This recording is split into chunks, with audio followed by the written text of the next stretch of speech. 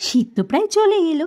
এই শীতে এরকম একটা ক্যাম্পে এক রাত থাকতে চাও, সাথে এরকম গ্রাম বাংলার শীতের হাওয়া খেতে খেতে ঝাউবনের ভিতর দিয়ে হেঁটে পৌঁছে যেতে চাও এরকম এক নির্জন সমুদ্র সৈকতে, তাহলে চলো তোমাদের বলি একদিনের মধ্যে কিভাবে যাবে এরকম একটা জায়গায়। সকাল সকাল শিয়ালদা মেট্রোয় চেপে চলে যাও হাওড়া স্টেশন। হাওড়া থেকে বন্দে ভারত বা ফলকনামা এক্সপ্রেস ধরে নেমে পড়ো উড়িষ্যার বালাসোর স্টেশনে। প্ল্যাটফর্ম থেকে ওভারব্রিজ পেরিয়ে চলে যাও 1 নম্বর প্ল্যাটফর্মের বাইরে। সেখানেই পেয়ে যাবে অটো স্ট্যান্ড। ভাড়া বাবদ 800 টাকা দিয়ে 36 কিলোমিটার পেরিয়ে চলে যাও গ্যালাক্সি নেচার ক্যাম্পে। তোমরা চাইলে এই ক্যাম্পের সাথে আগে থেকে যোগাযোগ করে ক্যাম্পের গাড়িও ভাড়া নিতে পারো। সেক্ষেত্রে খরচ পড়বে 700 টাকা। আগে থেকে জানিয়ে রাখলে ক্যাম্পের গাড়ি তোমাদের স্টেশনেই নিতে চলে আসবে। রিসেপশনের সব প্রসিডিওর শেষ করে হাতে পেয়ে যাবে ওয়েলকাম ড্রিঙ্ক হিসেবে ঠান্ডা ঠান্ডা ডাবের জল। এরপর কটেজের চাবি হাতে চলে যাও ফ্রেশ হতে। ফ্রেশ হয়েই চলে যাও ডাইনিং রুমে লাঞ্চ করতে। এখানে 4 বেলার খাওয়া দাওয়া কিন্তু থাকবে রুম ট্যারিফের মধ্যেই ইনক্লুডেড। লাঞ্চে তোমরা থালিতে পেয়ে যাবে সাদা ভাত, ডাল, স্যালাড, আলু ভাজা, পটলের দোরমা, গোটা মাছ ভাজা, চিকেন, চাটনি, পাঁপড়। চিকেনের বদলে আগে থেকে বলে রাখলে তোমরা পাবে পমফ্রেট বা চিংড়ির মালাইকারি অথবা কাঁকড়া সাইজটা এখানে একবার দেখেছো তো।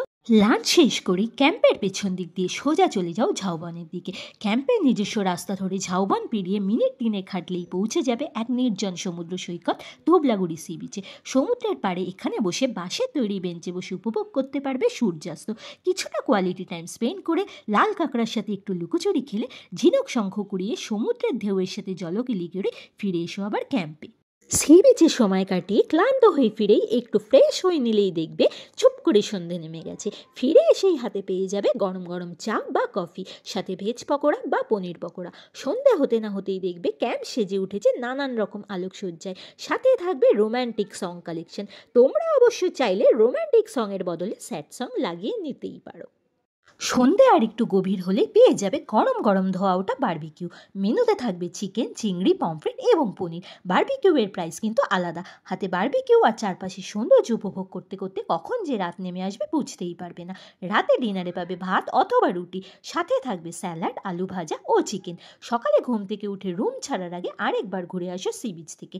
সকালে তখন সমুদ্রের জল পিছিয়ে পড়বে অনেক দূরে। তখন সৈকতে পাবে এরকম গাড়ি। মাত্র 200 টাকার বিনিময়ে বিচে গাড়ি চালানোর মজা নিতে পারবে তোমরা। সাইকেল না চালাতে জানা মানুষের পক্ষেও এই গাড়ি থেকে পড়ে যাওয়া প্রায় অসম্ভব। বিচের মাঝে একটা জায়গায় টানানো ফ্ল্যাগ থেকে আরেকটু দূরে টানানো ফ্ল্যাগ পর্যন্ত চালাতে পারবে এই ডিজেল চালিত গাড়ি। কারণ বেশি দূর গেলে হয়তো পৌঁছে যেতে পারো বাগদা বিচ, তাই দুর্ঘটনা এড়ানোর জন্যই এই সীমাবদ্ধতা। একটা গোটা দিন কখন যে শেষ হয়ে যাবে বুঝতেই পারবে না তোমরা। এবার আমাদের ফেরার পালা। তার আগে চলো তোমাদের দিয়ে দিই ক্যাম্পের room tour. Galaxy nature camp এক কথায় অনবদ্য এক্সপিরিয়েন্স দেবে তোমাদের, কথা দিলাম।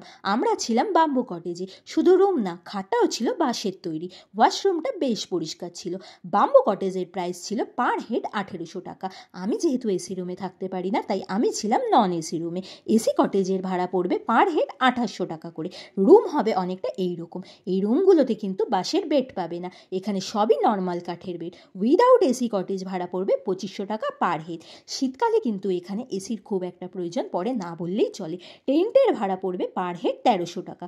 এখানে কিন্তু সব কটেজ ও টেন্টেই ওয়াশরুম অ্যাটাচড। ফেরার পথে একবার ঘুরে যেতে পারো মাছ বাজার। সকাল সকাল আসলে চিংড়ি, কাঁকড়া বা পমফ্রেট পেয়ে যাবে। বেলা বেড়ে গেলে কিন্তু শুধুই আমুদে মাছ কপালে জুটবে আমাদের মতো। এখানে কিন্তু প্রচণ্ড ধুলো আর সেই লেভেলের রোদের তেজ, তাই মুখ বাঁচানোর জন্য সাথে একটা স্কার্ফ অবশ্যই এনো। পারলে ফুল হাতে একটা শার্ট ক্যারি করো। আমি তো পুরো ছাই হয়ে গেছিলাম। চলো টাটা, দেখা হবে আবার নেক্সট ব্লগে।